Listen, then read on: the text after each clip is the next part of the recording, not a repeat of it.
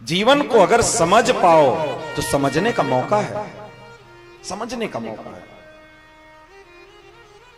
जो जीवन को समझ गया वो जीवन को पुष्प समझ करके गोविंद के चरणों में समर्पित कर देता है, और जो नहीं समझ पाया वो दोने पत्तल की तरफ पैरों के नीचे कुचला जाता है साहब, पैरों के नीचे कुचला जाता है। इसलिए अपने आप को बचाओ, अपने आप को संभालो, अभी भी आपके पास मौका है, अभी भी आपके पास टाइम है, टाइम है अभी। नंद बाबा लाला का जन्मोत्सव मना रहे हैं।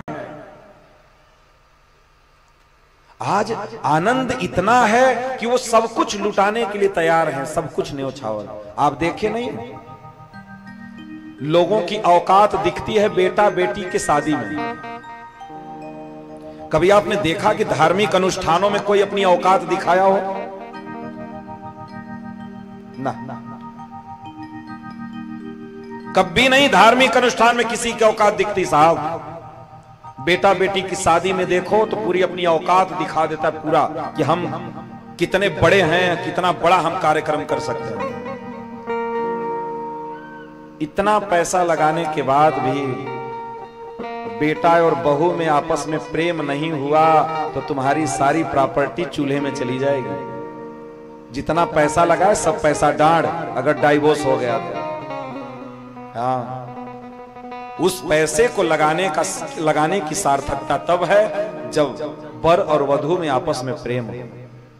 वैसे ही इस संसार में धन कमाने की सार्थकता तब है जब आप अपने आप को गोविंद के चरणों में समर्पित होकर के गोविंद से प्रेम कर लो। तब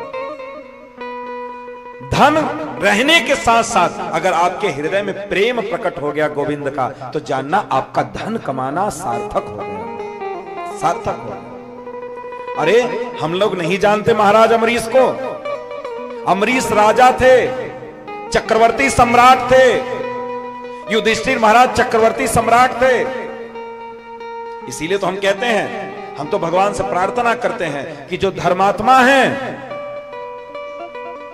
जिनकी आसक्ति प्रभु के चरणों में है, जो प्रभु से प्रेम करने वाले हैं, प्रभु आप उन्हीं को सब कुछ देना इस संसार में, उन्हीं को सब कुछ देना। और देखना, प्रमाण है, समुद्र मंथन से अमृत निकला, देवताओं को डंडा मार करके असुर छीन करके लेकर के चले गए, भगवान मोहिनी रूप धारण करके आए, असुरों के हाथ में गया हुआ अमृत भगवान छीन करके और देवताओं को अमृत पिला दिया, असुरों को पानी पिला दिया। वैसे ही जानना, अगर हृदय में असुरत्व है तो आपके पास वस्तु आएगी तो सही, लेकिन उसका सुख भोग नहीं पाओगे। उसका सुख तो कोई भजनानंदी ही भोग पाएगा साहब, कोई भक्त ही भोग पाएगा। इसलिए जो भक्त हैं उनके हाथ से गई हुई चीज भी प्रभु छीन करके लाकर उसके हाथ में दे देते हैं, और असुरों के हाथ में आई हुई चीज भी भगवान छीन लेते हैं। यह सिद्धांत है। इसलिए जब हम भगवान के चरणों में जब लगते हैं साहब, तो भगवान उसको बहुत देता है। एक सांस देखो, अभी मेरे पर दिमाग में श्लोक पीछे अभी घूम रहा था लेकिन अभी मिस हो गया।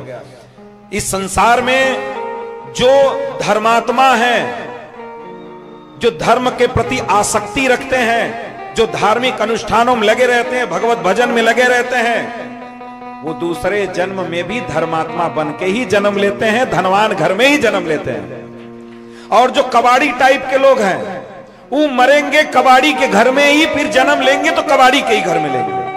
ये सिलसिला साथ चलता रहता है। इसलिए जानना कि जो आज खुला हृदय है धर्म के प्रति, इस जन्म से नहीं है। ये मत सोचना कि हम 5 साल से आए तो लोगों को सिखा दिए दान करना और प्रसाद खिलाना ना। आप लोगों के जहन में पूर्व जन्म से है, पूर्व जन्म से ये संस्कार है। इसलिए जो जैसा करके आता है वो वैसे घर में जन्म लेता है, वैसा ही उसको माहौल मिलता है, वैसा ही माहौल मिलता है।